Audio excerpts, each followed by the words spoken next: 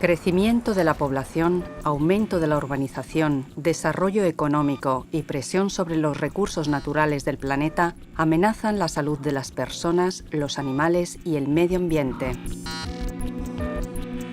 More people live today in urban environments, and they've migrated from the rural areas. To feed the cities, we need to produce more food.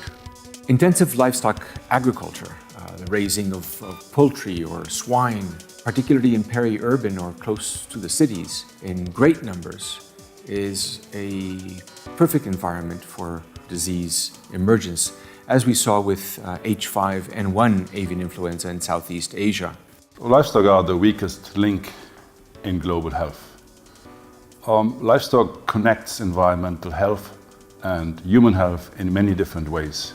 And these connections are changing in a globalized world. We need to grow much more efficiently the livestock sector than we've done in the past.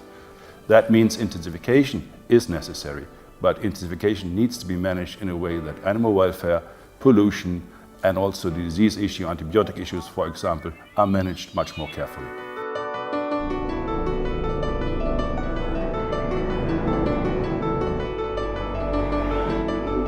Vivimos en un mundo globalizado. Millones de personas viajan cada día. Apenas se tarda en recorrer grandes distancias. An incubation period is the time when a patient is infected and until the time that person shows clinical signs. And that incubation period can be anywhere between days to maybe a few weeks.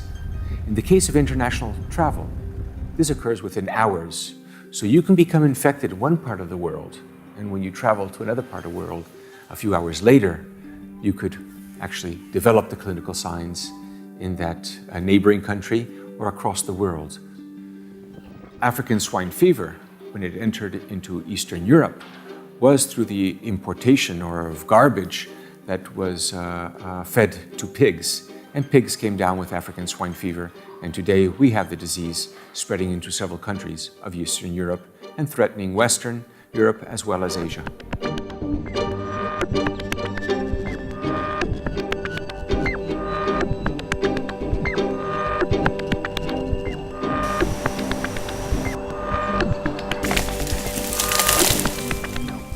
Se talan zonas boscosas para ampliar las tierras de cultivo, lo que aumenta el contacto entre las personas, el ganado y la vida silvestre. Endemic diseases in a wildlife forested area have probably been occurring there for hundreds, if not thousands of years. So when a new host, let's say a human or cattle, enter into that cycle, they may encounter new vectors or new pathogens that they have never seen before. Nipah virus is an interesting example. Here we were expanding in certain parts of the world swine production in the midst of date palm cultivation. And by encroaching into the forests, we do encounter bats. The bats carrying the virus will contaminate the palm date sap. Humans and pigs that drink the sap or eat the fruits will be affected.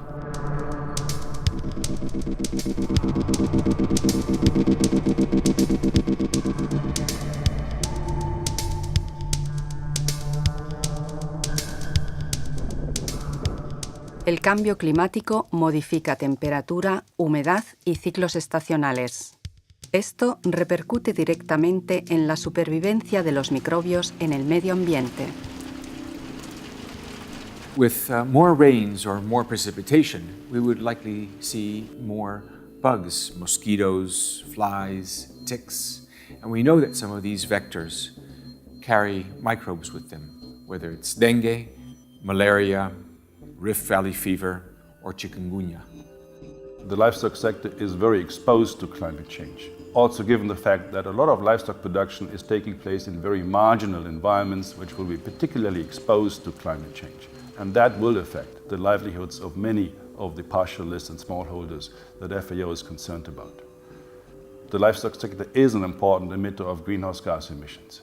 But the more important fact is that the potential for reducing greenhouse gas emissions from the livestock sector with the wider application of available technologies is substantial.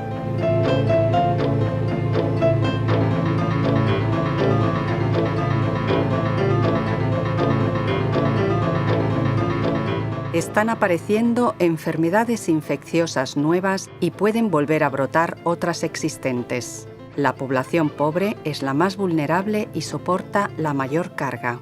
Cada minuto que dejamos pasar sin atacar de raíz una enfermedad es tiempo perdido. The Food and Agriculture Organization and its partners advocate an integrated and interdisciplinary approach to global health.